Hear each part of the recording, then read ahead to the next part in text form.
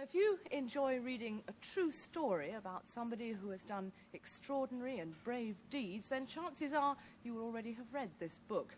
It's called The Diary of Anne Frank, and it was written by a 13-year-old Dutch girl during the last war when she and her family hid from the Nazis for a whole 2 years in some secret rooms in Amsterdam.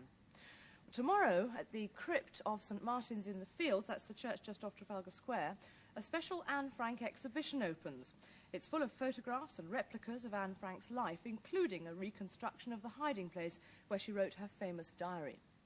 You may well remember that Val visited Anne's house on her Blue Peter special assignment to Amsterdam, and she described first of all how the Frank family fled from Nazi persecution because they were Jewish. The treatment of the Jews was all the more saddening because many had fled here from Germany. Amongst them was a businessman called Otto Frank. He brought with him his wife and 2 teenage daughters, Margot and Anne, and got a job in a small factory on one of the quieter canals. For a while he thought his family was safe. But when war began and the Germans overran Holland, he knew it was only time before they would all be taken away to the concentration camps. Their only chance was to hide, and Mr. Frank knew of an excellent hiding place.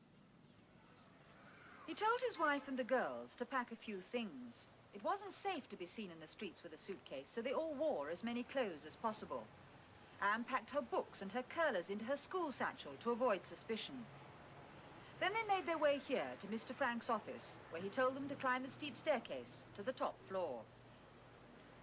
Margot and Anne had no idea where they were going or why.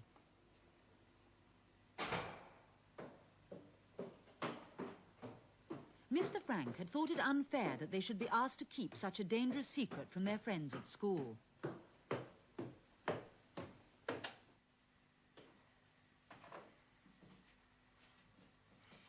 He led them in here, into what seemed to be a tiny box room.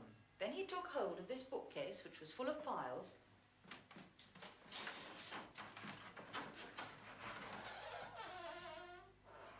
pulled it back, and revealed a secret stairway that led up to 4 attic rooms at the back of the house that hardly anyone knew about.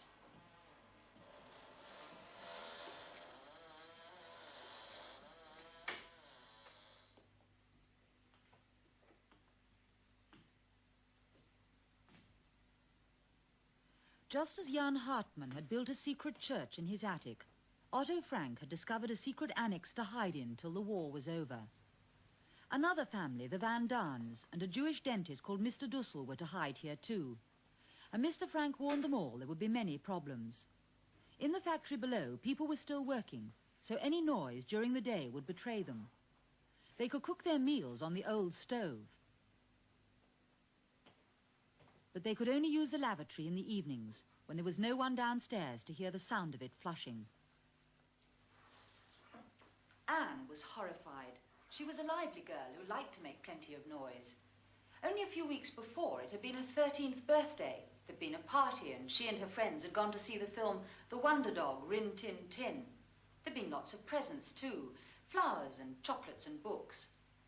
Now Anne realized that there'd be no more parties, no cinema, no flowers or chocolates for a long time. All she had left were her books. Her favourite book was one like this. It was full of blank pages and had been a present from her parents.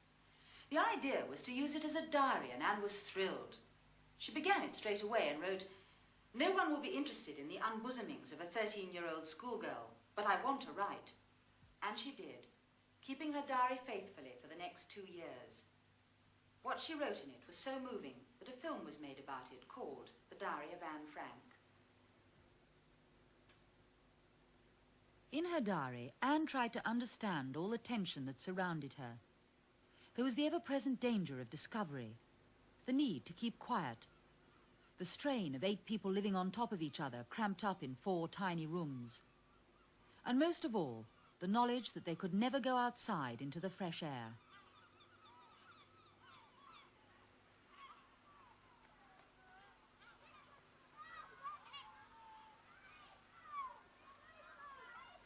But although she was deprived of many things, Anne always looked on the bright side.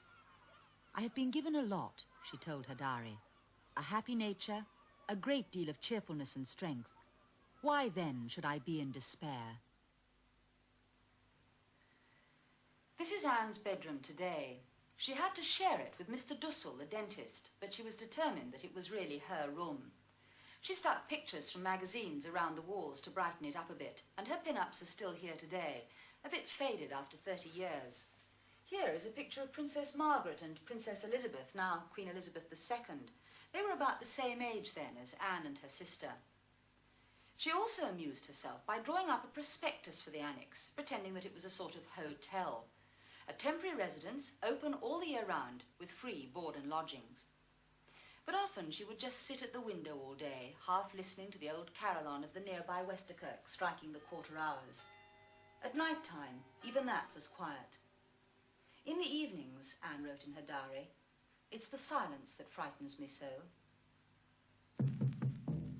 It was in the evenings, too, that Anne would join the others around the radio set, hoping to hear good news of the war on the BBC Overseas Service. A few hours ago, watchers on Britain's southeast coast saw large formations of Allied aircraft pass overhead, heading for France. Formations of fighters went out first. Then on June the 6th, 1944, D-Day, the British and American armies landed in Normandy. For the first time, it looked as though the Germans might be driven out of Holland. Anne pinned this old school map on the wall and began to mark the line of the Allied advance. On July the 21st, she wrote in her diary, "Now I am getting really hopeful. Now things are going well at last. Yes, really, they're going very well."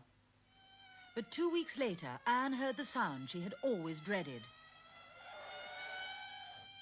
It was the German police patrol.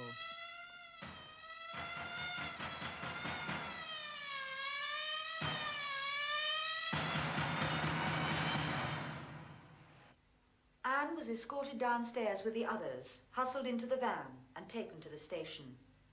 There they were all put on a train for Germany. Tragically, it was the very last convoy of Jews to leave Amsterdam before it was liberated by the Allied troops. Only Mr. Frank survived the concentration camp. Anne died in March 1945, only 2 months before peace was achieved.